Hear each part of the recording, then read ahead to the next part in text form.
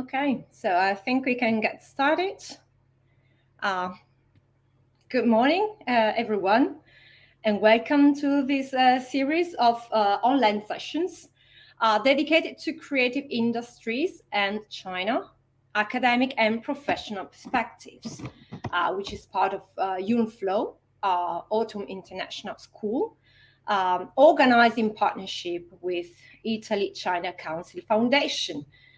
So my name is Silvia Ravazzani, and I'm associate professor in management at University, and I will be serving as your moderator today and in the next 2 days of this series.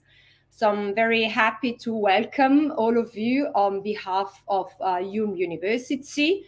As I mentioned before, this series of webinars is part of what we call UNFLOW, where we try to bring online, let's say, the debates on major contemporary issues and problems and ideas, initiatives that are relevant to business and society and which have this international interest. And we try so to engage in dialogue with an audience from the whole world, and we aim to broaden a little bit the university's community and enable this fruitful exchange of ideas and up-to-date knowledge in different fields. When it comes to these specific series, we couldn't have pulled off this project without the hard work and contribution of our partners from Italy-China Council Foundation. So now I'm turning you over to Francesco Boggio Ferraris, that you see in video with me, who will be welcoming you on behalf of Italy-China Council Foundation. So thank you very much for your contribution to this series of webinars and for being here today. Thank you, Silvia, Professor Ravazzani. Thank you, and good morning to all of you attending live today. It's a pleasure for me as well to be here today and co-host with my friend and colleague Silvia Ravazzani. And actually, together we've been designing this program. We've been designing it for the last couple of years now, and today is something real that we are able finally to put down together and to represent with ULM and Italy-China Council Foundation and present to all of you attending today, tomorrow, and in a couple of days' time. All of you that are really interested in understanding what are the most interesting, updated, and strategic trends going on within China and Italy especially, but more in general and with a wider view that we can share together today within Europe and Asia in 6 of the most intriguing, updated, important, and economic advantageous fields when it comes to creative industries for the marketing and for the commercial relationships that are within the West and the East. But on our side as well, because I'm calling you from Italy-China Council Foundation, where I managed to be in charge of the training field. So I'm the director of the academy of this long history. We have here in Milan an association that works in the field of helping the exchanges between Italy and China, and has been doing this for the last 40 years or so. I would like to introduce our president, who's just recorded a short video to salute all of you and introduce the work of today. Our president, Mr.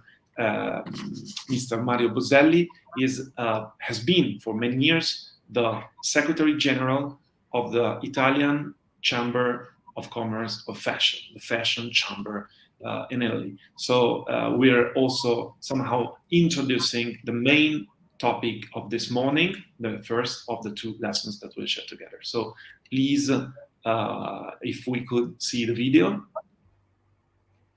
Thank you. From Yule. Dear friends and partner from Yule University, dear students from Italy and China, a warm welcome from Italy-China Council Foundation.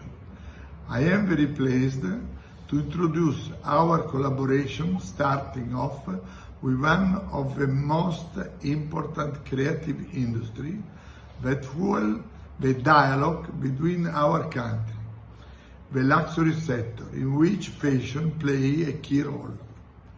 Trends show that luxury consumers are increasingly seeking higher spiritual and emotional motivation, such as the need of inner fulfillment and self-esteem and the desire to travel.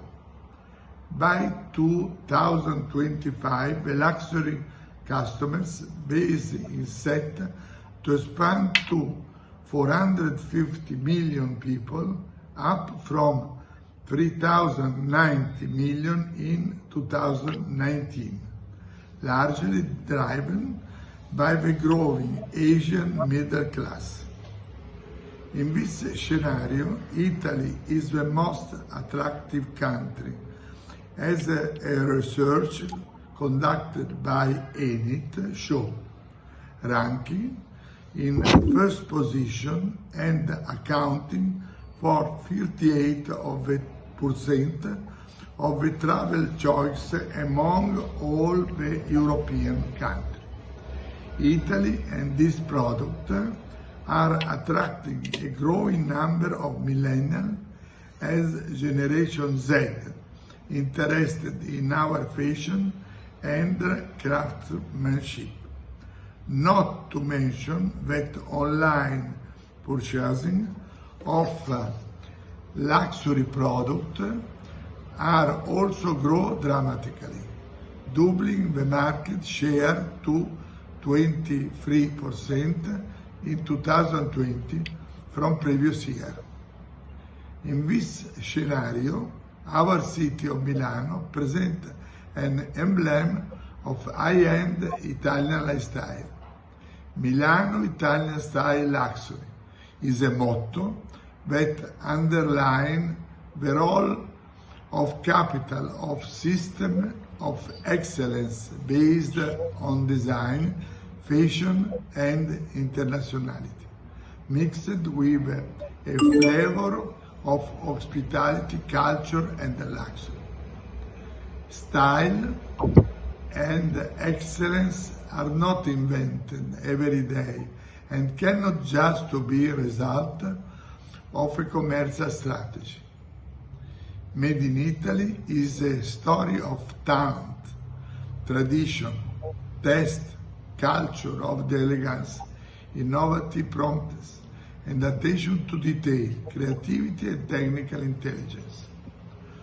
All over the world, people will say that the product is beautiful and well made, as we say bello e ben fatto, when it comes to Italian fashion and design, inspired by the so-called Renaissance effect of a culture superpower. Wherefore, the dialogue with a civilization like China, with its long history and artistic heritage, is natural as one of the must be pursued. I wish everyone to have success along this path with the necessary preparation required to become a China specialist in the future. Thank you and xie xie. Thank you. Thank you very much for this. So, I think it's my turn. After this fantastic introduction by President Boselli, I just want to, in very concrete words, to offer a sort of brief overview of these 3 days. in terms of content, but also of scope. So just briefly, because Dr. Boggio Ferraris was, and also President Boselli were, they'll be drafting the scenario in which we are actually situating this series. What we know today, the creative industries are among the most dynamic and vibrant sectors in the world economy. And they are, we can say, very important drivers of economic, but also social innovation. If you think they provide jobs, they boost revenue to local businesses. They also act as a magnet that helps drive growth in other sectors. So they even grew, most of them, during the pandemic, while many traditional industries were actually struggled. So coupled with this, you will hear in these 3 days about the growing role played by China in the creative economy, and all these recent efforts to promote the development of the creative industries as part of this long-term strategy for economic and national development, also in relationship to other countries. And that's why we are here in this, international, talking about these international connections. So it's clear that we are somehow dealing with a very important and contemporary topic that calls for more attention. And this is what we want to address in this webinar series. So in this series of webinars, which are taking place online starting now, today, to Wednesday this week. So we'll be focusing on 6 of the most important fields created to the creative industries. So we'll have fashion later today in 15 minutes. We have design, we have food, communication, film, and tourism. So 6 of the most important fields in the creative economy. Why do we have created this series? Well, we want to share what we know about creative industries, so a little bit the state of the art, but also the trends for each industry in focus. And we'll also include some interesting cases and applications in the Chinese context. We want to give you some insights, some talking points to share with your fellow students, with your colleagues, with your customers. And of course, we'll be here to answer your questions you might have about, the creative industries and China. So we are honored to have as speakers for these 3 days, academic and business experts who will help us deepen, our understanding of these key sectors. So today, starting at 9:30, we'll be focusing on fashion first. So with us as speakers, we will have Anna Maria Esposito, who is Associate Professor of Management at University, and Angelo Kuchani, Founder and Creative Director of YesAL. Later today, from 11, we will move on to design. We'll have Matteo Pirola, researcher in design and lecturer in arts and design, events for creative industries and interior architecture and fit out at University, and architect Massimo Roy, founder and CEO of Progetto CMR. They will share their knowledge and experience with us within design. Tomorrow morning, starting at 9:30, first we'll deal with foods. We'll have Vincenzo Russo, Professor of Consumer Psychology and Neuromarketing and Scientific Director of the Master in Food and Wine Communication at University, and Alessia Pastori, Head of China Desk of EY Italy, member of the China Overseas Investment Network. Again tomorrow from 11, a seminar dedicated to the creative industry of communication. And there with us, sharing their perspectives, we'll have Mariangela Polesana, Associate Professor of Sociology of Culture and Communication Processes at Università Yul, and Luca De Fino, Managing Director of Highend. On the last day, this coming Wednesday, starting at 9:30, we'll be focusing on film, cinema. And there, as speakers, we have invited Chiara Zaffi, research fellow in Italian film production at University, and Sergio Basso, movie and theater director, screenwriter, and writer.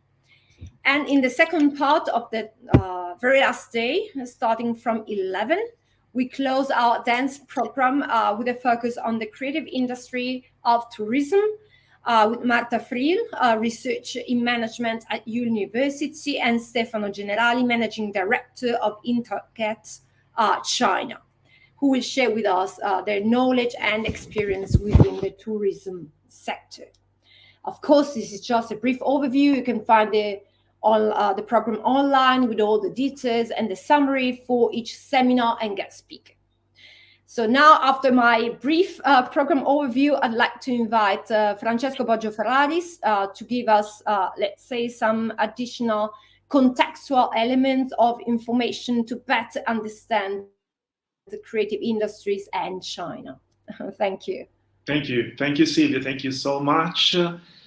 Wow, as you mentioned, we try to explore pretty much a very wide range and a whole field of the most interesting and strategic fields of the dialogue and commercial, but also creative and somehow artistic, somehow more up-to-date scenario within our two countries. So on my side, what would be maybe interesting to mention before listening to our specialists and the real experts of each of these fields is maybe a couple of minutes that I can share with you in order to have a better general grasp on the economic situation within these two countries. And as you correctly said, why did we choose to explore these specific two countries nowadays, in 2023, given the fact that we are witnessing, or at least we've been witnessing a couple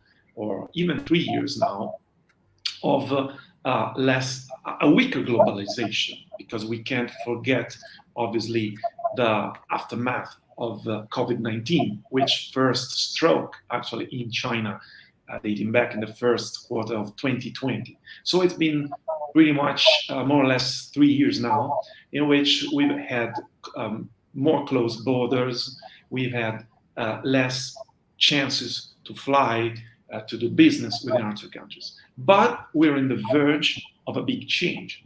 So every time there's a verge of change, we need to explore, we need to study, we need to have a better understanding of what's going on.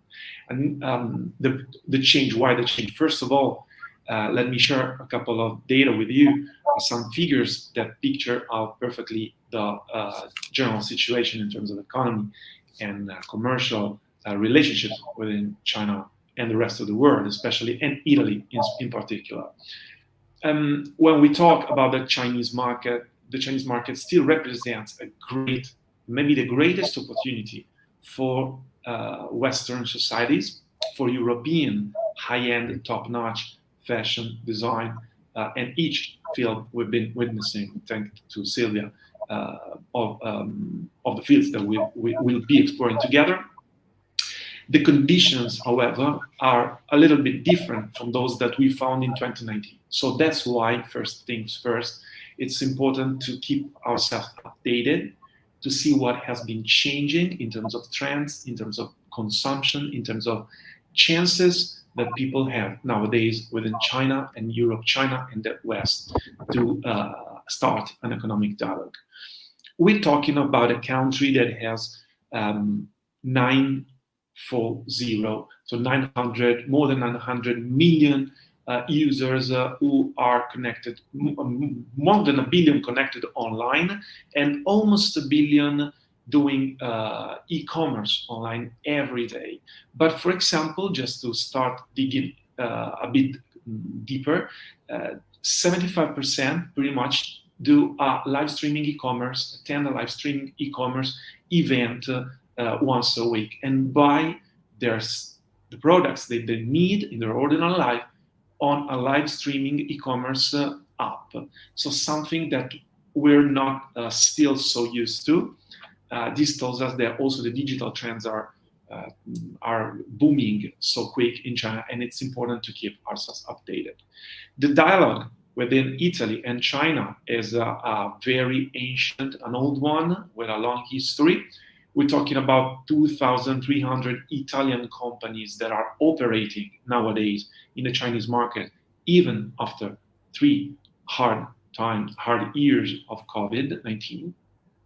We have a 22 billion euro turnover of Italian brands in China. So what kind of economic dialogue is going on within these two countries? Today, this morning especially, and it's not by any chance, we'll be starting to find it out in the fashion industry. Why in the fashion industry? We wanted to keep ourselves updated. Today is Monday 18th. Today and tomorrow here in Milan, there will be the fashion week starting with the women collections of all the most iconic and important brands all over the world. And we are on the verge of waiting for the arrival of a huge number of Chinese delegations. Chinese people, buyers, to artists, to designers, to fashion shoppers, of course, but also designers and enthusiasts or people that work in this industry coming to Milan to exchange their knowledge with Italy and obviously to do business together. So it's something very important to say, I think, because not longer than in March this year, 2023, this was simply impossible due to the restriction on flights that were still on the verge within Italy and China, for example.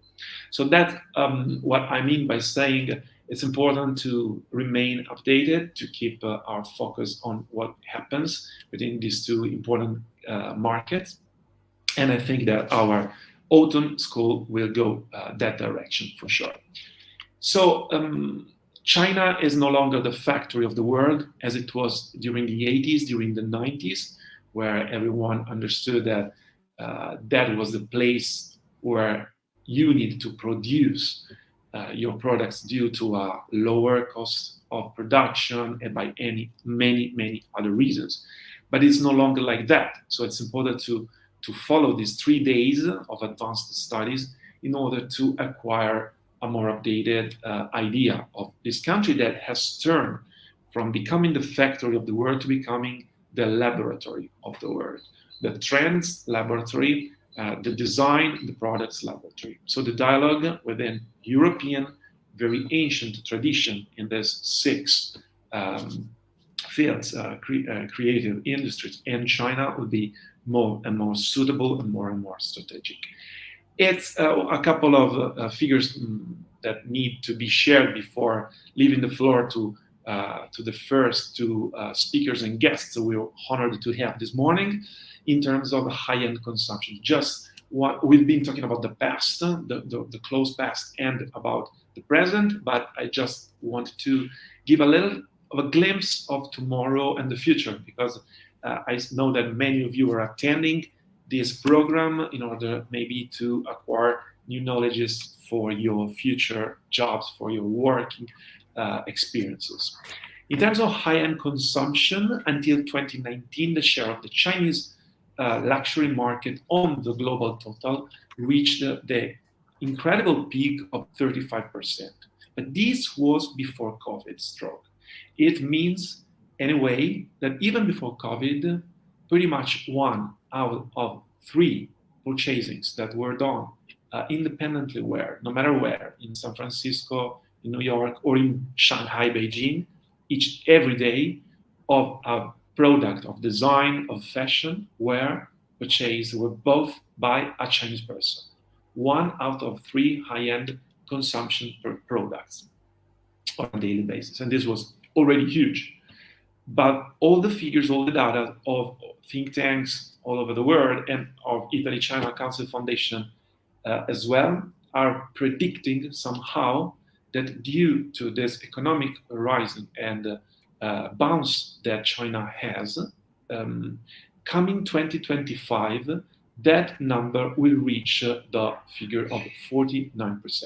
So we can easily say that by 2025, in 2 years' time, pretty much 1 out of 2 consumers of luxury goods would be a Chinese person. And also, we can say that of this percentage of purchasings before COVID, only the 10% of them were done in China, in mainland China. So this tells us that Chinese people are shopping tourists, people that like to travel, that prefer to access our production abroad and not in their country. But due to the weaker globalization we'll be talking in the beginning about, due also to a stronger role that China will play as a global country in the world in the future, probably that number will rise to 25%. This means that us and you that are attending will need to become China specialists even more and learning on how to work within this framework, within this scenario, and directly in field, in China.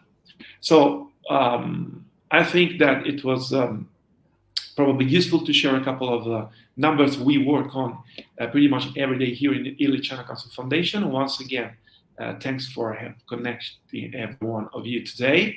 And I'm very pleased to leave the floor once again to Silvia Ravazzani, who will introduce our first honorable speaker. Yeah, thank you very much. Almost incredible figures, but this is reality. So thank you for giving us this overview. I think, you perfectly painted this picture of China, Chinese production, Chinese consumers. I like this new metaphor of China as a trend laboratory of the words, and we'll be talking a lot about this in these 3 days. So now it's time to start with the first session. It's 9:32. So we'll be talking about the creative industry of fashion. So we'll first listen to our expert speakers, and then we will be addressing as many questions as we can in the last part of the panel. So we'll try to save, 15 minutes for a Q&A. So you're aware, to all participants, be advised that this seminar will be recorded. So I'm honored to introduce our first speaker, Anna Maria Esposito, who is Associate Professor of Management at our university, Yale. So thank you for being with us, and I just put myself into complete silence, and the floor is yours. Thank you, Silvia. Thank you for having me today.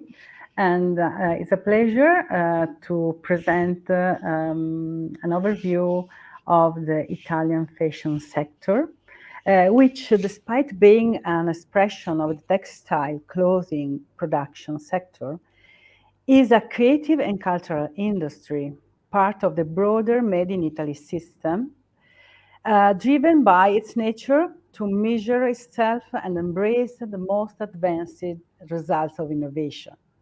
We can define fashion as a unique cultural industry, the meeting point between creativity, production, and innovation. So let's start with our agenda. Okay.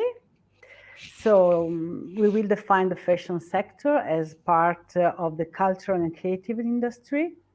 Then we will take a look at the supply chain and this organization. Subsequently, we will delve into some data relating to the sector, and both at the global and the Italian level.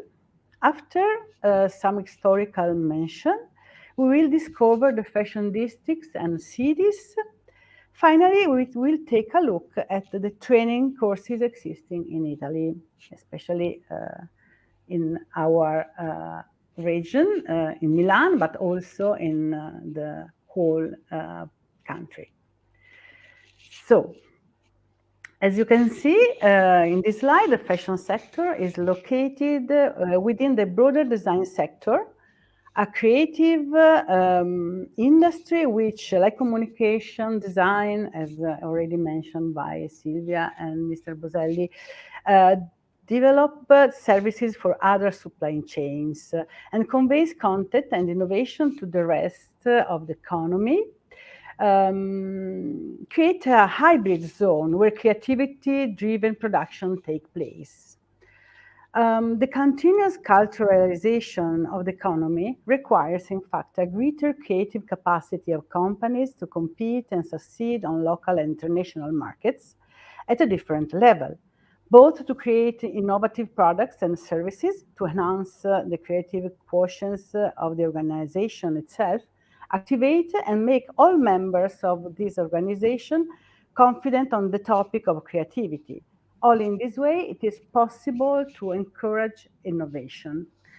The problems that mark the fashion system, therefore, push us to consider it as an original declination of the concept of cultural and the creative industry. The cultural dimension told through multidisciplinarity, that is through the dialogue between different codes and practices. Non-contiguous professionals undertake to share the development of the single project. So we are witnessing the staging of a multiverse project capable of dealing with a fluid world. This type of heterogeneity is expressed through the fashion system. So fashion is part of the European and Italian lifestyle. It's based on cultural heritage and creativity, just to give a location to this industry. So, what are we talking about when we talk about fashion industry? The fashion industry comprises a global enterprise that involves the production, retail, and consumption of clothing. But when we talk about fashion sector, we are normally referring to a supply chain that includes textiles, fashion, and accessories.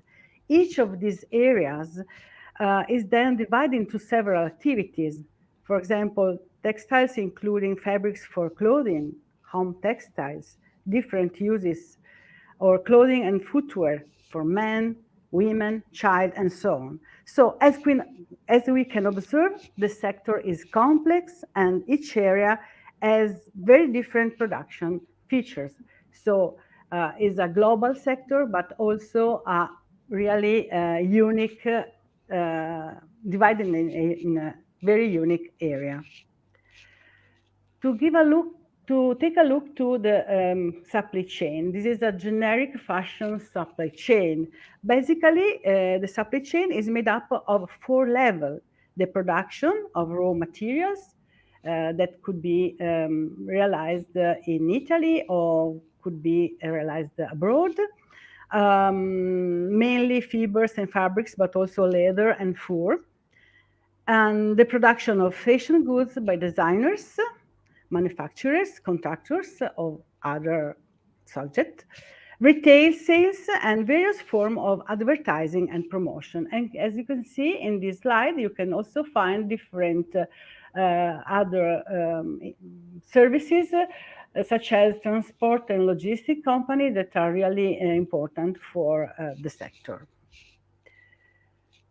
To take a look in the global fashion sector, we can say that basically fashion is one of the world's more important industry and drives a significant portion of the global economy. It's one of the key sectors that create value for the world economy.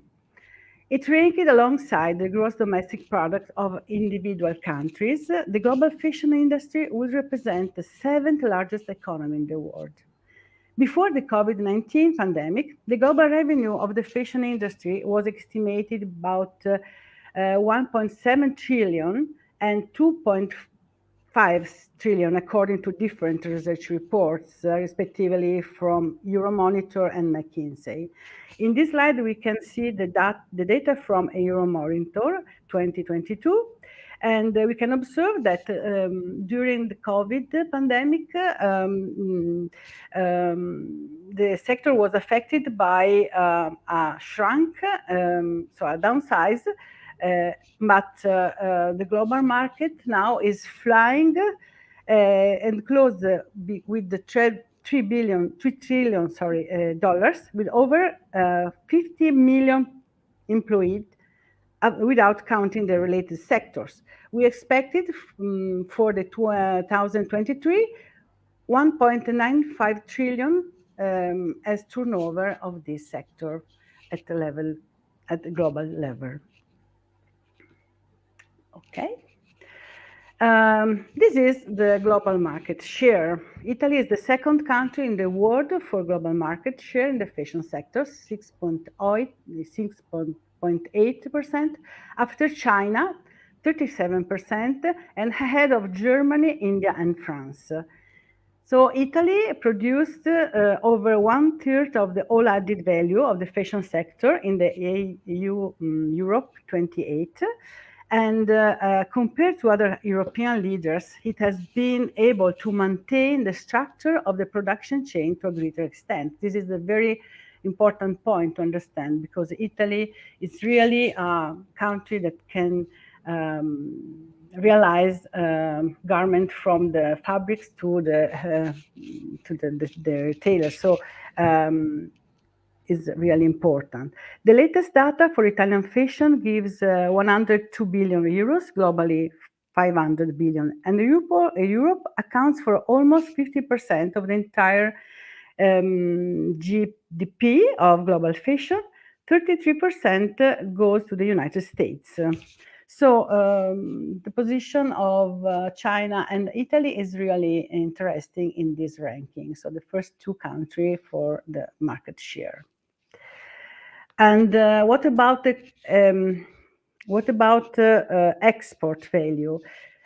Thanks to the strength of its textile, fashion, and accessory products, Italy is the first exporter in the Europe and the second in the world after China. The value of its export is 66.6 billion euros, and fashion represents the second sector in terms of contribution to the Italian trade balance. So these figures give us a picture of the importance of the sector for our country. Who are the top player in the fashion industry? As we can say, this slide shows the major players in the fashion industry. We can observe that the first two competitors own many high-end brands, and we can cite them: LVMH, France, with Christian Dior, Givenchy, Celine, and Kenzo. Kering, important group that owns also many international brands, among them two iconic born Italian brand, Gucci and Bottega Veneta, then that was sold in the past. And then we can see in the 5th and 6th position two other important companies, Prada and Armani, that have a turnover like 4.2 billion euros in 2022 for Prada, and 2.35 billion euros in 2022 for Armani. Okay, these are the three main dimensions of the Italian fashion industry. The size of the Italian fashion industry is 60,000 companies in the sector, more than 500,000 employees, who manage to overcome the adversities of pandemic and the consequences of the international conflicts and the wars. The Italian fashion, textile, and accessory sector is one of the most important in the world in terms of employees, number of companies, and the highest concentration of manufacturing activities is in the fashion sector in Europe is found in Italy. Fashion is the second largest Italian manufacturing sector. So when it comes about high-end brand, also foreign country decided to locate their companies in Italy to produce high quality products. Furthermore, fashion is an emblematic sector of the excellence of made in Italy in the world, thanks to intangible factors, such as the quality of materials, creativity, craftsmanship, attention to detail, embroidery, finishes, so really an important intangible assets. Italy is the only country capable of offering an integrated supply chain of excellence upstream and downstream, made up of companies of all sizes, capable of guaranteeing at every stage of product creation the qualitative excellence necessary to support the product positioning. And we can also say that Italian fashion is a cultural and artistic heritage of a great value, which continues to inspire designers and stylists all over the world, as Mr. Boselli said before. Despite continuous transformations and external influences, Italian fashion remains faithful to its tradition of elegance, craftsmanship, and versatility. So, a unique production. In this table, we can observe how the fashion sector in Italy has largely recovered from the collapse of 2020, when the entire sector, from production to fashion show, came on a brutal halt. Nowadays, the sector has started to run again, and the forecasts for 2023 give better performances compared to the pre-COVID period. So we can see in the yellow underline the number and figures the different variation, the change from the previous years to the forecast 2023. So important increasing in the numbers. And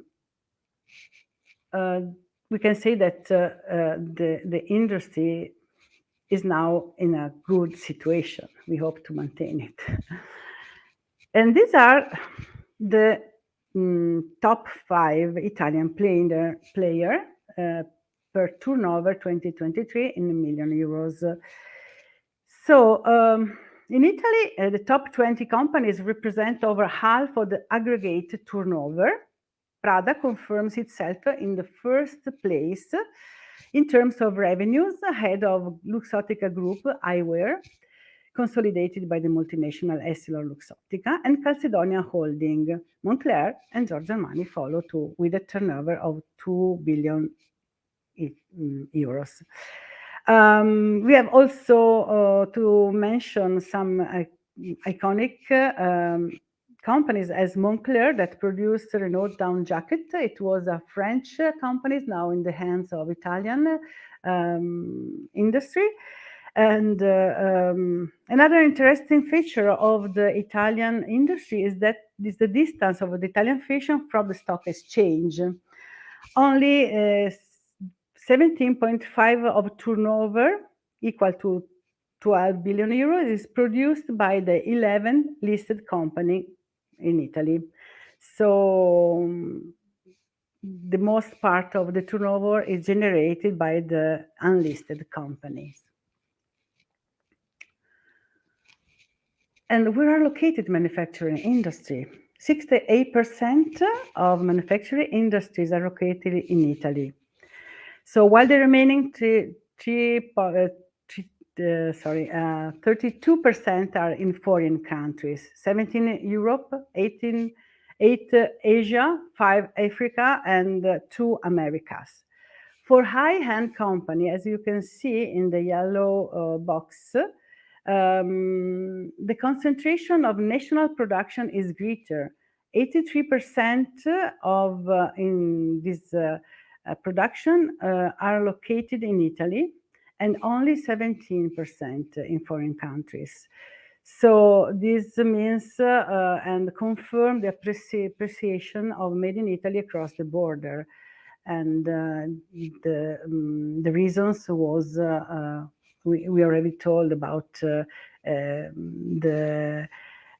made in Italy environment. So all that kind of intangible assets that made Italy as an important country to consider when producing fashion.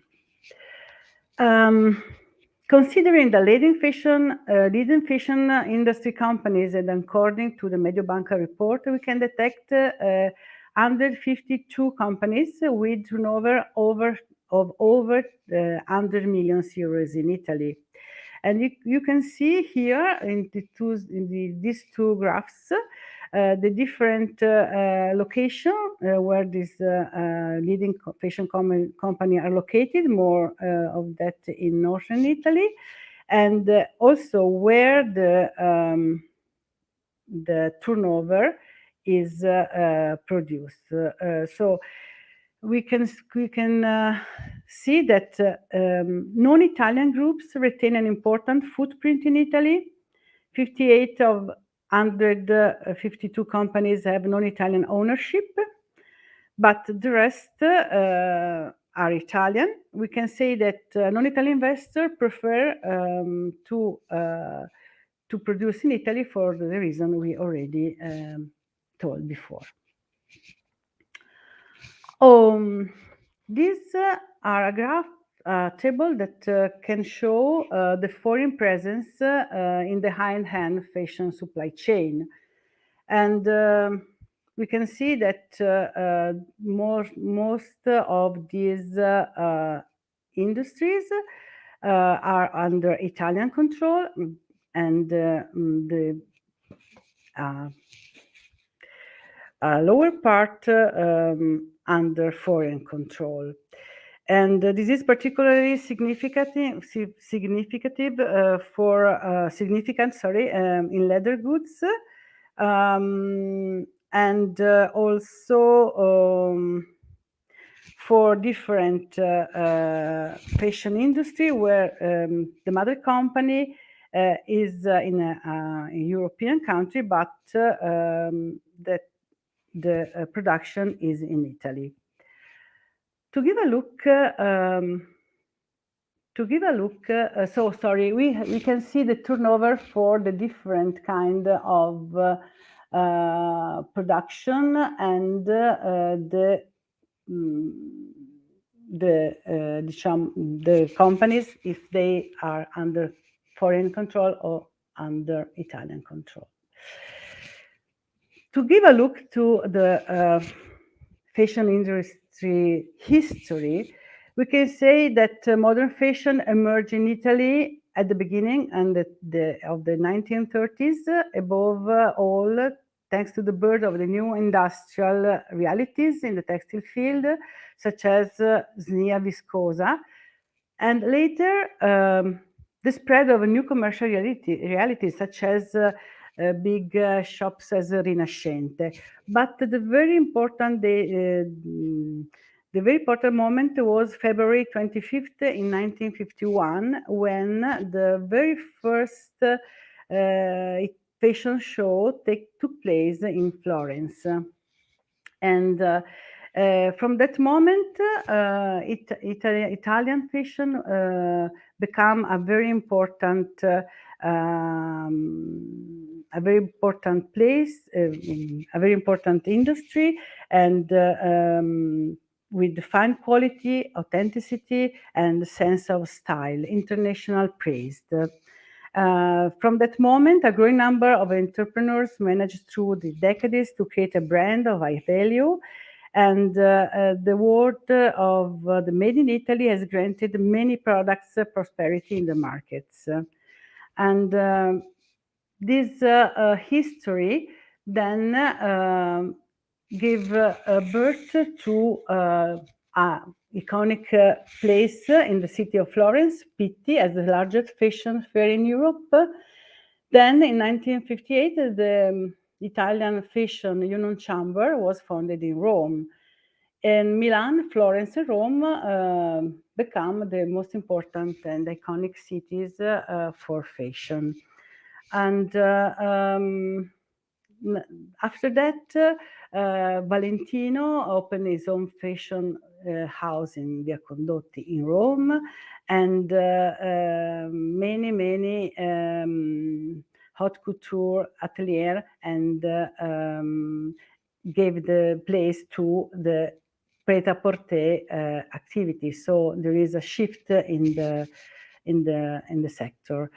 We can say also that in the 70s, Emilio Fiorucci introduced stretch fabric into fashion. In the 80s, consumerism became a global phenomenon, and advertising became more invasive. Milan established itself as a capital of fashion. So from 80s, when Giorgio Armani and Gianni Versace would transform Italian pret-à-porter into a luxury sector through the world. Then in the 90s, we had again casual wear, minimalism, and to come in 2000, ecological ethical fashion. In 2010, social media has emerged, and the environment has changed really much. Today we are dealing with metaverse and artificial intelligence, so the sector has really an important shift. Here we can see where the main fashion districts and cities in Italy are important. For example, we can see, only to mention, for example, footwear in Campania and Emilia-Romagna and Veneto and Tuscany, Lombardy as well, clothing textile Puglia, Campania, Emilia-Romagna, Piedmont, and Lombardy as well. So as you can see, there are many regions located in different areas of Italy, from northern to southern, that are really important for fashion. And also Lombardy and Milan are very important because the most important associations are located there. And we can see also different brands in Italy.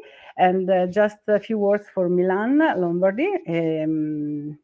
It couldn't be anything other than the city of fashion, an irreplaceable location for Fashion Week that, as I already mentioned, started this week.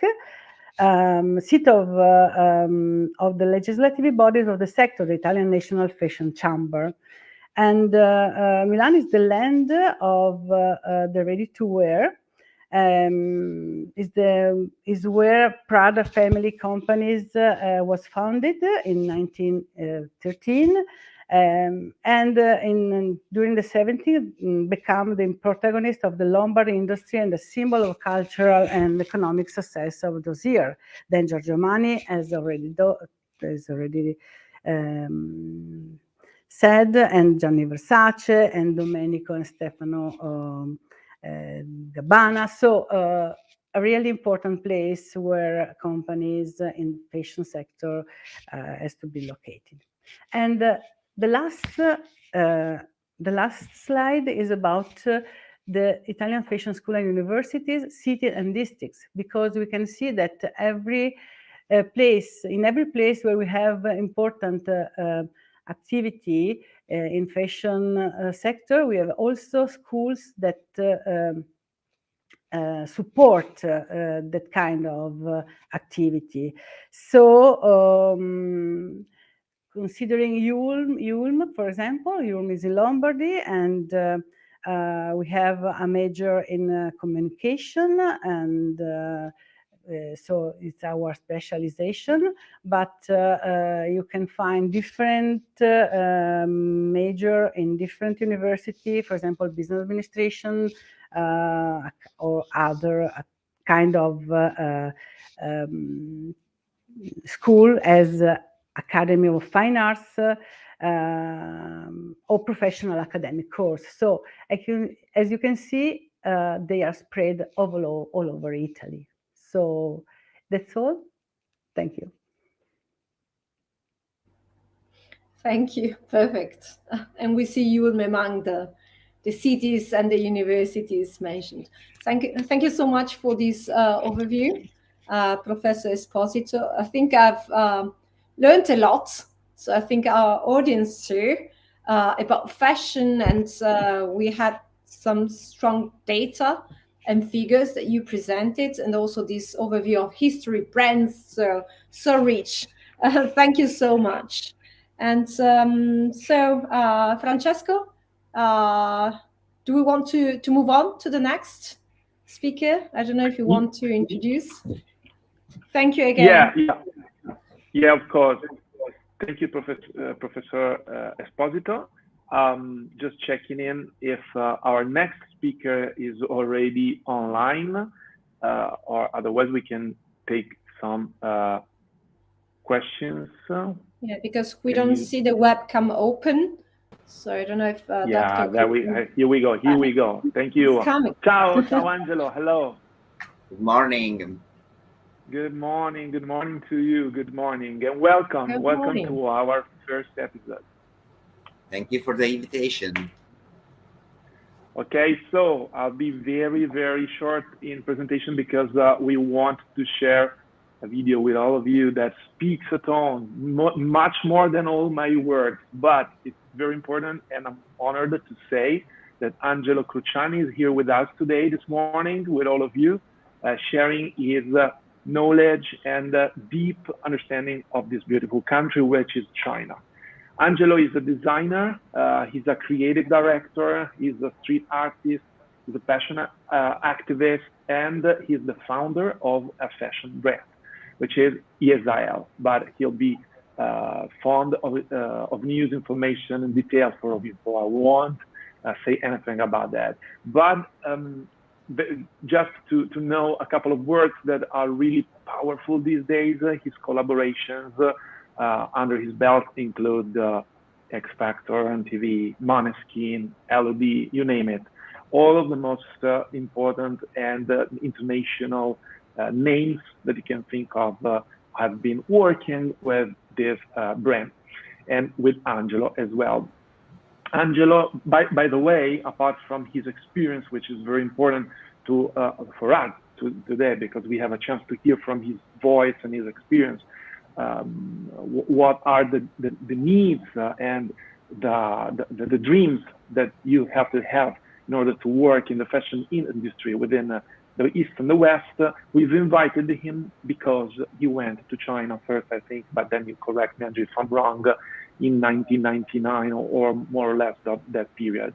So we're talking about pretty much 20 years ago, and before ESIL was even a brand. So there's a passion and the need to understand this culture before the market. I mean, so it's very key to feel the urge that you had in order to go to this country.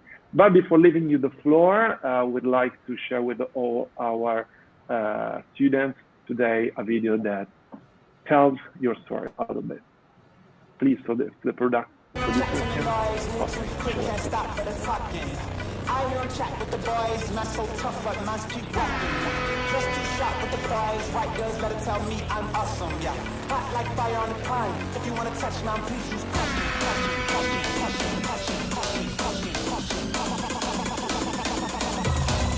I'm ready.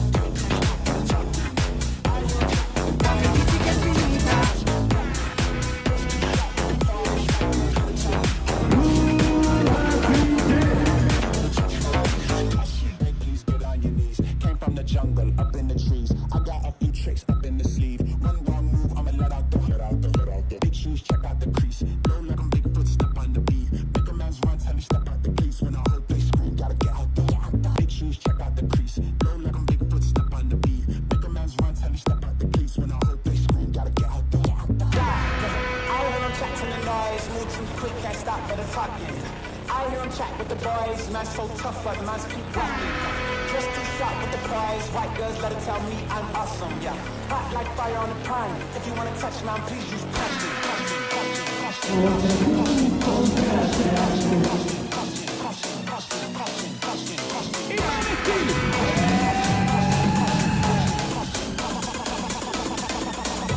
Yeah, follow me now.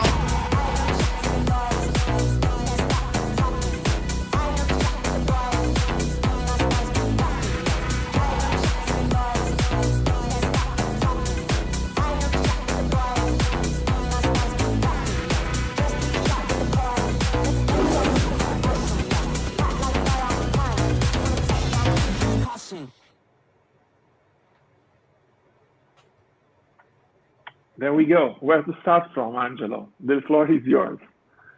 Okay, thank you. And I'm very honored to be here today. And I'm very happy because I can share with all the audience my experience with China, because it's very long relationship. It's very intense relationship, and it's very constructive relationship. I've started to come in China since 1999. I was working in fashion since 1995. Before into modeling, and since 1998 as a fashion designer. When I started to work in fashion as a designer, I have immediately understood that we were during the 90s at the top of a situation of the Italian system. That means the fashion houses like Versace, Gucci, Armani, Dolce & Gabbana were at the top of the heaven of the fashion industry. French was strong, but was not strong as now, because Louis Vuitton just remade with Marc Jacobs the relaunch of the new path of Louis Vuitton group. There was not a Kering group, there was not LVMH. There was a totally separated kind of industry. Italian companies, French companies, England companies. There was not a kind of globalization as now. And China was only the factory of the world, and was specialized only in the cheap and not expensive productions. It was very strange because you cannot imagine China as now as a country of a second level. But at the time, were not the China we know now. At the time, during 1997, UK giving back Hong Kong to the Chinese government about the leadership of the land. And after 1997, we can see the evolution of the country very, very fast. It was unbelievable. The first time I was been in Shanghai, there was a very different kind of city as now. Now it's one of the most unbelievable capital of the technology, of the architecture, and of fashion. But at the time it was very difficult to understand. But for people that have a view, China was a great opportunity because Chinese people were very curious about fashion, about new trend, and about our culture, because we are very lucky. We invented fashion system, as Anna Maria explained before. We were very lucky because in Italy is the country where a fashion system was born, and this was a very good things for us, because we have not to move in another country to understand the fashion system. The fashion system is in our blood. But for people who comes from other country, this kind of system has a chance to learn, and we can grow together and improve with other culture, with other perspective, with other markets, to grow in the fashion industry. I want to coming back to the base of the fashion, because it's very important to understand what is fashion. Fashion is a kind of philosophy that study what people desire. Before we were focused on what European people desire, what American people desire. In the last 20 years, we start to try to understand other markets, what Russian people desire, what Chinese people desire, what Indian people desire, and always more with the globalization, with internet, with the social media, we started to understand that there is not only one kind of dominant culture, but we have to embrace all the culture around us because China is changing and now is the first market of the world. That means we have to be ready to understand this market if we want to work into fashion industry. Our body is different. Our taste is different. Our culture is different. Our philosophy is different. But we are all humans. That means we have inside of us the same desire. We have the same necessity that have other people in the other part of the world, but expressed with other kind of test, with other kind of culture. How can a young guy that study now into fashion industry understand where it's possible to expand the vision to embrace new kind of customer, new kind of culture? This is not easy.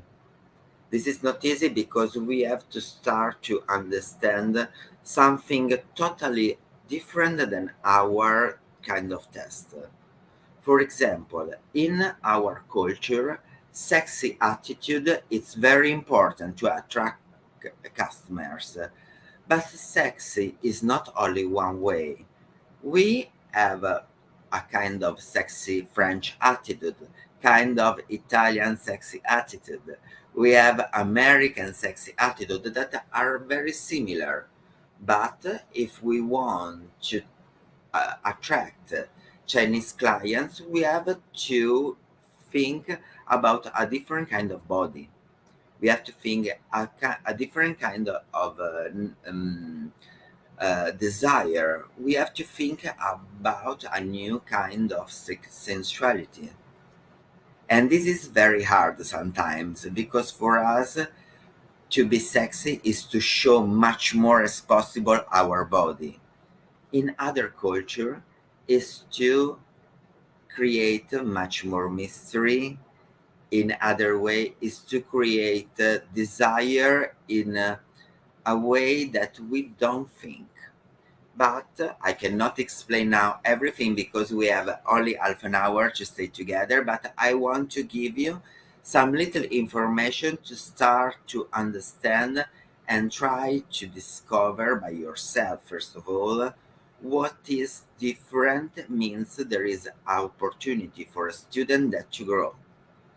Because, okay, it's very important to have our own vision, but it's much more important to understand how to embrace much more cultures and point of view as possible. Because we are in a moment, an historical moment, where globalization is the platform where we go to sell our creativity, our communication, our product, our culture, and we have to interact not only with people that is ready to understand our messages. We have to be ready, first of all, to interact in a language that all the world can understand. Okay, big brands maybe have a different kind of communication, maybe different kind of images for every kind of culture, but the biggest brand have the power to understand how an image, how a message, how a product can speak the language of everybody. And this is not easy. That means we have to study a lot every day, especially in this moment that you're studying. it's fundamental that you start to have the correct mental um, program, that you cannot imagine a world as you know only. That means China is a great chance for all the people of the world, for all the people of the world, because it's not only a great factory, it's not now only a great level factory, because it's changed time by time. Now also luxury start to discover that China is better than Italian factory for some products. And this is not a limit for made in Italy culture. This is an opportunity because we can exchange what is the best from our country, from other country, and we have to start to think in a way that we are not different countries. We are one world. We have to cooperate to create something very good for our future. This fashion week, I have two fashion show during fashion week, and I'm crazy. Sorry for my hair, for my skin, because I don't sleep enough, I don't eat enough.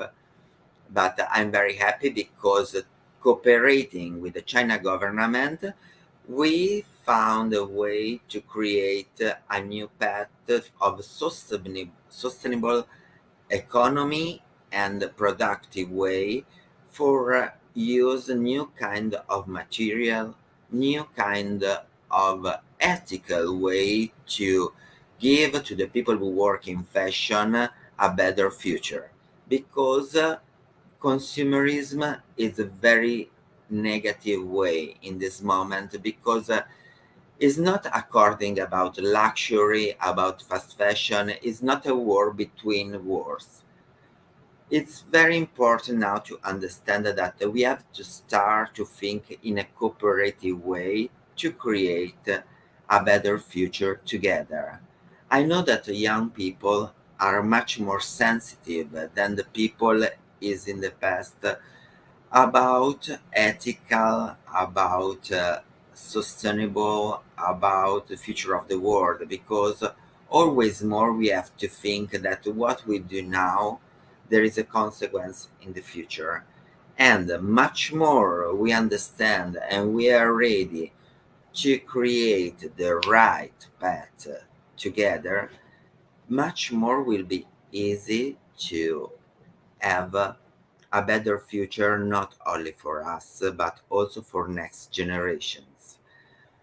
China is a great chance, and I'm very proud to continue my cooperation after 24 years, because they give me all the time much more opportunity to express myself, and to express myself in the right way, to give me the chance to have right fabrics.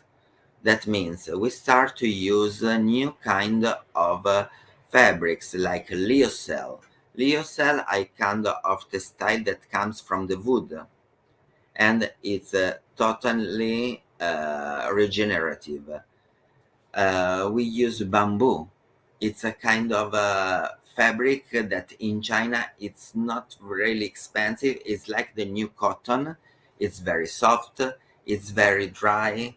It's very good for the skin. And we have the chance to find this in nature in a big quantity without destroying our planet. There is a lot of opportunities, but we have to cooperate together to create the future. I can understand for a young designer, for a person that start to work in fashion, that to go to China it's very far, that China is very difficult, because most of the people when talking about China, talking about a country where is a limited kind of freedom, because there is not Instagram, there is not Facebook, there is not Google, there is not a lot of things that we have in our culture. And for a young generation, it's how can I survive in China without these things that for me are necessary to survive? Believe me, China has kind of rules different than our culture because it's very difficult to manage 2 billion people. Our country is crazy to manage 60, 70 million people. You cannot imagine 2 billion people in a country around 50 kind of ethnicity. It's very hard. And this is not because the government wants to have the control, it's not limited freedom, it's only different system.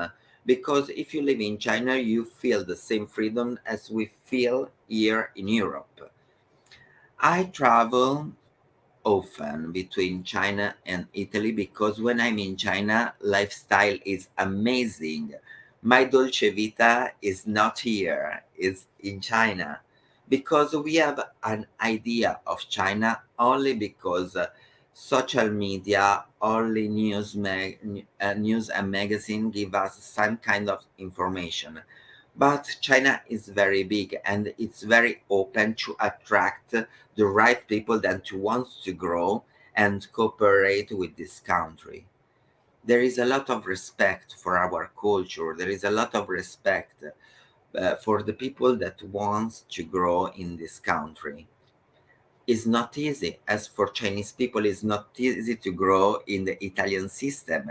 You cannot imagine how many times Chinese student has difficulty to find an internship into Italian companies. Most of the time, Chinese student goes to have an internship into the shops of the Italian brands. And you have an internship in Gucci, yes, but you have an internship into the shop of Gucci as a seller because is the only way you can have to interact with a big brand and to have a big name on your profile. It's very hard for Chinese as it's very hard for Italians, for French, for European in China. It's the same balance. We have not to be afraid, we have not to be fear that to try to understand one of the most exciting experience of my life. I cannot imagine my life without China. I have worked for a long time of my life between Asia, Europe, and USA. As most of the people knows, I work and cooperate with Netflix, and I spend a lot of time in LA. It's another kind of culture, totally amazing. But Hollywood sell us an idea of Hollywood lifestyle like wow, it's amazing, wow, it's gorgeous. But every day in LA, I have to see a lot of poor people in the street, and it's not a poor people that you can imagine. It's people who work in movies. It's people who work in fashion, and they have not the house. But this is not what the communication arrived to us. Also in China, there is a lot of poor people, but the government of the China take care about the evolution of all the people. And now we have not much more as before, like a chip factory, like cities are in evolution, and always more they care about human rights. I want to give you a different perspective of China because there is some kind of stereotypes that sometimes I don't want to follow this kind of way. But believe me, if you want to work in fashion, you have to start to understand very, very well what China can offer to the people, what China can offer as opportunities for the future, because especially for the new generation, it's not easy to find a job in fashion. And I'm very sad to say that, but I'm a very clear and very honest person. Into fashion school, most of the time, only 5% of the people that study fashion or communication in fashion or these kind of things finally work in fashion. That means there is a lot of people that want to come into fashion system, but only 5% of these people arrive in the end to work into the fashion system in the position that desire when they start.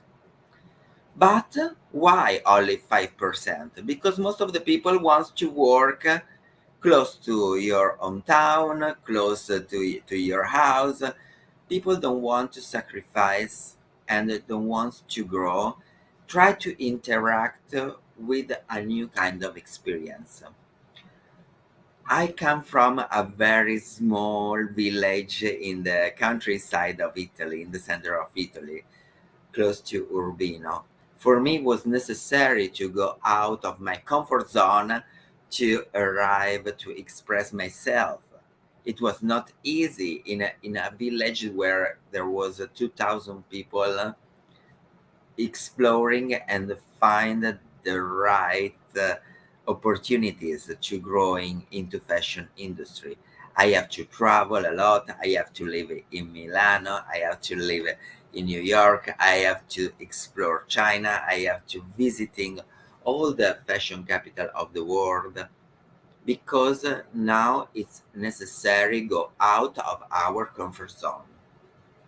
For me, were a very big limit to speak in English, was very big limits to stay far from nature because I'm a countryside guy. uh, there is a lot of things that I have to go out of my comfort zone to find my path into fashion. But believe me, China offered to the people a very high levels opportunity. If you want to interact with the future, we have to think about the future. We have not to think before in the past Armani, Versace, Dolce & Gabbana. It was finished. It was another world. At the time, there was not H&M, there was not Zara, there was not online shopping, there was not a lot of things. We have stopped to think as in the past because we have to be ready, as Anna Maria told before, about metaverse, about artificial intelligence. But we have to find our position, what we like inside the system. That no means we have to use everything and we have everybody comes to China, but we have to start to think to englobe surely, and believe me, surely there's no other way that to think China as the biggest market of the world. And in your mind, you don't want to think China as a priority. Believe me, you have not a long way into fashion industry. I know it's difficult, but nothing in our work it's easy. Nothing. Sometimes I have a small company, I have a small brand that I hope to continue with everyday energy to growing it day by day. But was not as before as for Armani. There was not competitors in the market. Now I go in the street and it's full of garments everywhere, and it's cheap price, it's luxury price, lot of advertisement. There is no space. There's much more space for new talents. Or cooperating together, we can create a new path. For example, I create cooperation with some Chinese industry to grow in my brand because maybe there is not much more space in Via Monte Napoleone or in Avenue Montaigne on Paris. But in China, there is a lot of city that develop and they need new fashion and also new consumers that are tired of Louis Vuitton, Gucci, Prada, because they already have into their warehouse all into the wardrobe everything, and they want to discover much more. World is not finished. We have to start to think China as a great opportunity, and I'm very happy that you give this chance to their student to try to understand that it's fundamental. Try to englobe the perspective of China in a natural way. in Italy, we are very lucky because we have a strong relationship and we have a lot of association like the council, the Italian council, like the other institution that can help people to understand much better Chinese culture.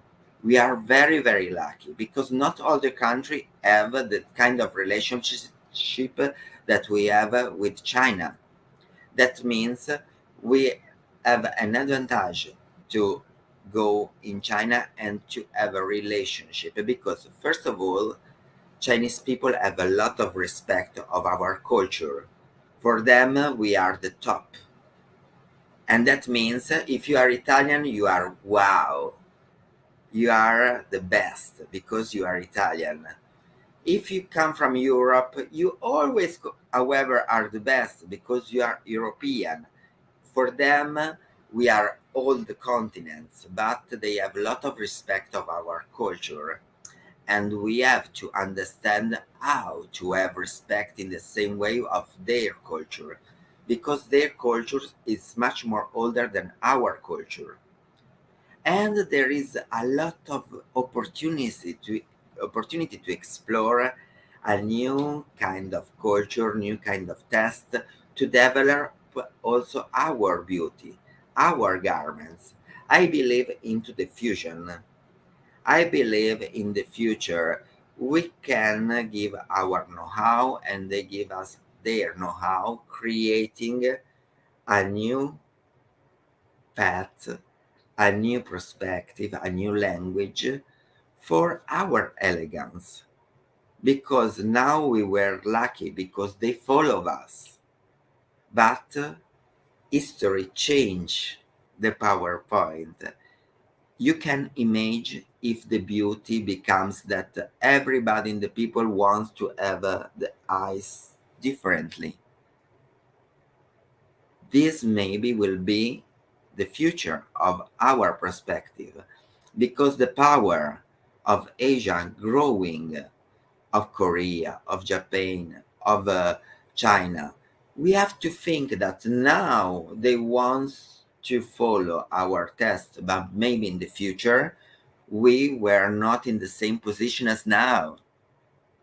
That means it's better to start to put our mind in the upset that to cooperate and growing together than to try to fight against I want to defend my culture, I want to be proud of my culture. I believe the very high level of the culture is to create a dialogue between the culture and to stay together, growing together, developing together the future of fashion, the economy, the politics, and everything in the world, because we are one family, however, forever. Thank you, guys. Thank you. Thank you so much, Angelo. It was, I mean, if I had to find one only word, inspiring. It's something that was coming back and forth in my mind while you were talking. And also, thanks for this last intercultural message that you sent.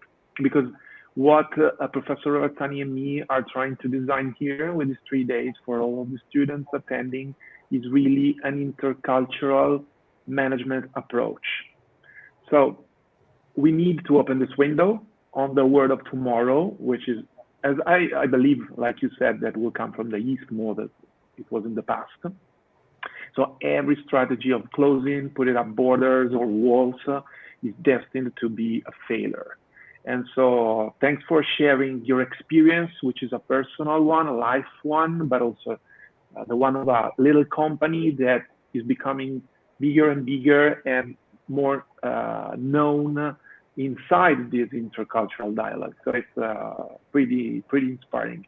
And also thanks for having somehow opened our, or at least widen a little bit our view, not only to China, but to other countries like you mentioned, Korea.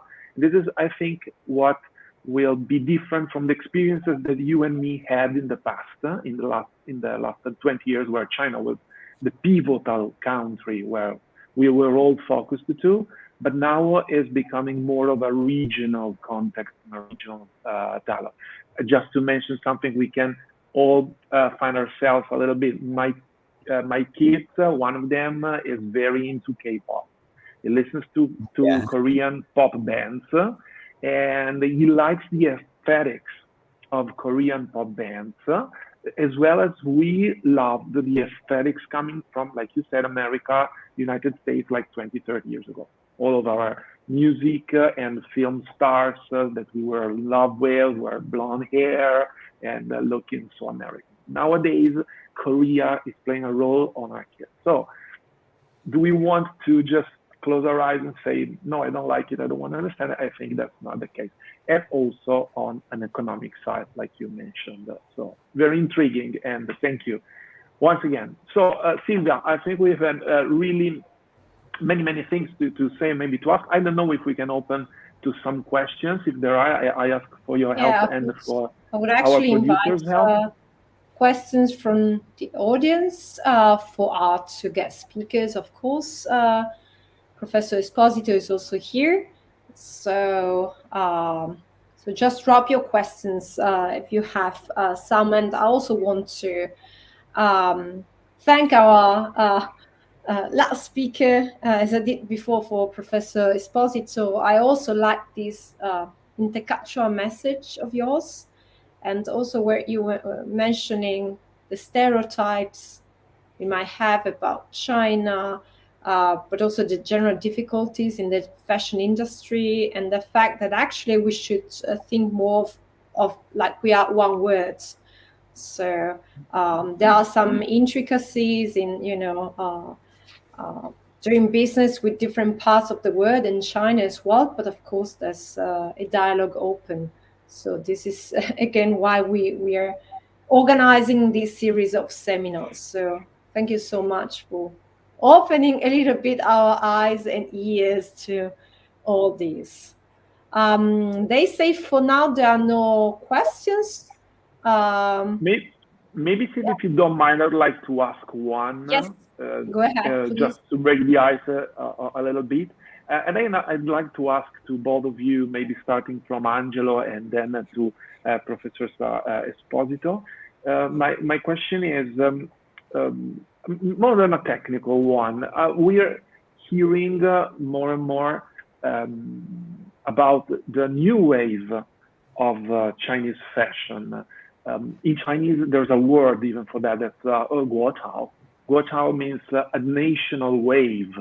So it's something also of a pride. I can see a little pride in there. So my Chinese friends are all proud of being able to buy some garments, some products from Chinese brands that are not the ones that Angelo found back in the days, but top-notch, very qualitative-like. So Angelo, to you, I'd like to ask something on the field of style. What do you see? How I know that you've been studying it a little bit. You know the trends, the aesthetics. What do you feel are the emotions that are embedded within this guochao? And to Professor Esposito, what do you feel in the sense of these products coming to our market in the future? Okay, we have to think that the Chinese consumer, it's a status symbol consumers, especially when we're talking about luxury or big brands. It's because they already know that this brand means quality, means richness, means status symbol of level of international level. This is what, first of all, Chinese clients desire. Most of the people doesn't know the meaning of the symbols. They doesn't know exactly the names. They don't know what is, but they can see from magazine, from TV, from stars, that some signs like Nike, Adidas, or Louis Vuitton, or all kind of brands that are easy to understand, because they want to be rich. They want to show that I'm rich too. This is the kind of consumers, and this is why also fake market is very big in China, much more than all other people, other country of the world, because there is a desire that to be rich and to show the richness. This is sometimes it was maybe much more in the past a big problem because people doesn't want to show that I'm not rich, and much people buy copies or save monies to buy important details like accessory to show I have also space into the rich world. Now, always more, this status symbol with the young generation, from one side of the young generation is always much more strong. There is one side of the young generation that are totally focused on the brand. But there is another side that always growing much more, that they want to discover new things, new paths, and also Chinese designers. There is a new generation of Chinese designers that they want to have a chance into the market, that they want to express, and they want to be supported by the Chinese audience. And I'm very happy because all the people have to be proud of their own culture, because now there is a lot of new talents in China. I'm very friends of Angel Chen, and she's amazing designer. She's an amazing designer, and she need to have the right opportunities because she's like the new Valentino for China, and she can grow in the country if the country support first of all her path. We have to remember that yes, it's very important that to follow big brands, but it's also important creating new brands, because history is not only to repeat Chanel forever. Thank you, Chanel, for all the expertise, for your story, for your revolution, for your culture. But we need a new perspective. We have not always to impose our taste as a fashion dictatorship into the system. We have to be ready a new path of elegance, and I'm happy that China rediscover her culture, develop a new path of designers, because it's a great opportunity not only for Chinese market but also for us. Why we are not we are Italian but we cannot wear a Chinese brand? Why we think it's not cool? I'm in love with the Chinese brand, Korean brand, Japanese brand. Why not? We have to open our perspective. If we are much more ready uh, um, to take new inspiration from us, they give us also, and they can be ready also to take much more inspiration from new generation of everybody. We have to be open, everybody. Thank you, Angelo. Great. Thank you. So I think that even if we are people as a DNA founded in culture, heritage, creativity, made in Italy, and so on, I think that new generation are more more open than the older generation. So Gen Z is very, very curious. They are open to different cultures, and as mentioned, Korea and why not China. I see that young people are buying online, obviously, many products from different countries and China as well. So I think that we can see in the future more Chinese fashion products in our market, because many designers from China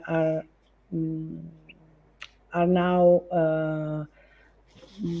present their products during the fashion show also in Italy, And I think that there is space, there is room of improvement of the understanding of these two cultures. So I think that the new generation could be the very point of a new deal for the patient, also for China and Italy. So this is my point. So I see a growing tendency in this. Okay, thank you, both of you. Sylvia, I think I also have a curiosity, but if I may, okay. for our speakers, because we mentioned before, it's very difficult to find a job in the fashion industry. And especially now that this industry is open to the world and China. So as we have a representative of academia and one more of the professional side, I mean, what can each part do, academia, industry, profession, to help young people like our students at UM have a future in this fashion industry and in relation to China? What do you think? I don't know if first Dr. Kuchani would like to give an opinion about that, and then Professor Esposito. Thank you. For me, it's not easy to reply to this question because I cannot lie. But surely we have to be much more strict. The preparation of the students at the moment, because I receive from all the university in Italy, is not enough. Is totally not enough. That means arrive people that I have a graduation with the top of the evaluation, but for me it's 10% that is what is necessary to receive and to give to the students. That means we have to change and we have to evolve the quality of our kind of teaching. Generally in Italy, it's not specific for one school, it's generally because students arrive into the companies, they doesn't know simple things. They maybe knows how to do a strategy, but they don't know how to text 10 words together, because university give a lot of information but don't give base information to do simple things. Because when you start to work, we have to start to have the approach to do simple things. And this is very sad for me, and sorry, because we are in university, but I'm very strict because most of the time when we have interview for new people in our team, it's very, very, very hard because now all the people was graduated with the top of the evaluation. It's not possible. That means people buy the top of valuation in the end, because in the end it's not possible that all the people have the top of evaluation in the end of the university. And this is not correct for the system because we don't help young people, we don't have to help the university, and we don't help the system. But we are slave of this system because the students pay a lot and they pretend a lot, and they pretend that do not have difficulties. And this is not good for the first of all. Students who don't want to give 100% of their energy, because now lifestyle is much more important because we have Instagram and we have to go out for dinner, we have the party, we have this, we have that. Yes, but if you want to grow seriously, we have to be strict. Only discipline can give you the chance to follow the right path. And university try to push in the right way, but if you have back are not very open-minded people, it's very difficult for the university, it's very difficult for the student, it's very difficult for the system, because in the end if you want to have a chance to grow into the system and to find a job into the system, it's very important that the student have to be the correct mindset to arrive into the system. Because most of the time arrive people that have not what you studied communication, and they have not the chance to speak with me. You study communication in 3 years. You have top of evaluation, and you have not enough vocables to speak with me. No, this is not what I want in the end of university. That means that university has to be much more strict if we want to give to the students the right opportunity. And the other side, the students have to change the perspective, the way that we study. Why the top university in the world now are out of Italy? Because this is hard to say, but we have to accept that the best university in the world now are out of Italy. But it's very difficult for us Italians to say we are no more the best schools, university in the world. And this is hard to accept because we have to follow the students. Students doesn't want this. Student doesn't want that. Student doesn't want this. No, we have to coming back. We have to give a more intense program. We have to give them a much more books to read. We have to give them a correct chance because if they study, it's very ethical to give them opportunities with a method, not soft method. Okay, so let's say we Sorry, can. sorry, but I'm very No, explicit. I'm very clear person, but this is my point of view, and I cannot no, lie. but I do believe our young generations have a lot of potential. So of course, it's our Of task course. to to make them grow. I mean, it's our mission, especially here at our university. Professor Esposito. So what I think that is that young people have to get their hands dirty, so they have to experiment during the years of universities, and this is why in our courses, for example, we have many laboratories to let students put themselves in the different situations. So they experiment with brief that come out from different companies. They can have the chance to work with, for example, different it can work in different fields.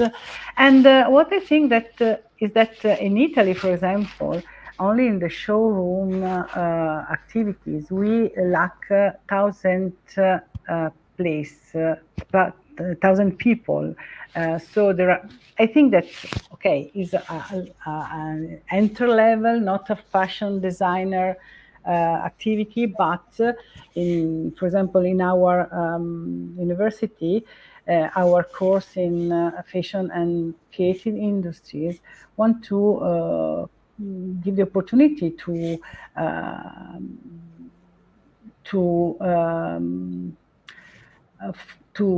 not to create, but to give students the ability to work in different places, in different kind of jobs. For example, they could be copy editor, they could be junior art director. So they experiment also during the university this kind of activities with people who are that teach and works in the real world of fashion. So I think that this kind of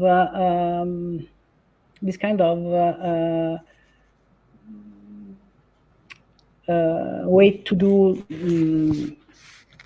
training inside university could give great results also for people who are in the fashion industry. We know that our students, for example, some of our students already works and they have not finished at all the studies. So they are really oriented to experiment, to understand, to visit different fair in the fashion world. So they are really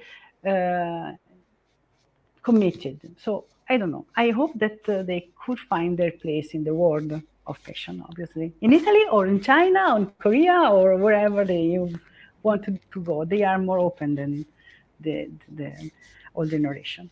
So I have hope. Thank you. Okay. Thank you so much. So I don't think there are more questions. Francesco, I don't know if you want to No, say thanks just to a few words before we No. I just wanted to thank both of our guests because it's been a very inspiring journey through fashion, and I wish both of them, for their careers and for their work all the best in the future. And thanks for being with us today. I think we all appreciate it so much. So thank you, Yes. Anna Maria, and thank you, Angelo. Thank you so much. You too. Thank you for Bye. your valuable contributions. Bye-bye. Bye-bye. Thank you so much. Goodbye, Bye-bye. everybody. Bye. Bye-bye.